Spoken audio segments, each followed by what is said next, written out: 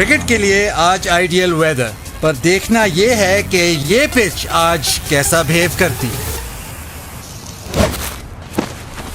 खबर शामिल करती हैं deputy bureau chief Adil Kazmi की रिपोर्ट के मुताबिक बीबीसी उर्दू हम नारान कागान की सैर करते हुए बाबू सर टॉप पर पहुंचकर एक ऐसे जोड़े से मिले जो अरसे 22 साल से अपनी मोटरसाइकिल पर दूर दराज का सफर कर रहे हैं।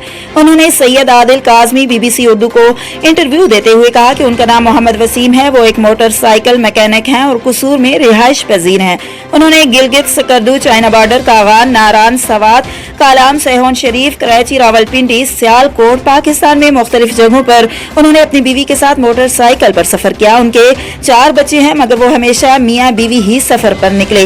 मोहम्मद वसीम ने इंटरव्यू देते हुए बताया कि मेरे वालिद साहब ने मुझे नसीहत की थी, अगर तुमने अपने दोस्तों के साथ पैसा खर्च करना है तो बेहतर है कि वो तुम अपनी बीवी के साथ खर्च करो, तुम्हारी बीवी ही तुम्हारा दोस्त है। और उन्होंने मजीद कहा कि हम मियाँ बीवी आपस में दोस्त हैं। मोहम्मद वसीम ने बताया कि हम दोनों मियाँ बीवी ने उम्रा करने मोटरसाइकिल पर जाना था मगर गवर्नमेंट ने इजाजत नहीं दी। अगर हम किसी होटल में खाना खाते हैं, हत्ता कि जहाँ भी जाते हैं मियाँ बीवी इकट्ठे जाते हैं और हम दोनों एक दूसरे से बेपनाह मोहब्बत करते हैं। हमारी जिंदगी के 22 साल इकट्ठे गुजर गए लेकिन हमें पता ही नहीं चला जैसे कल की बात हो।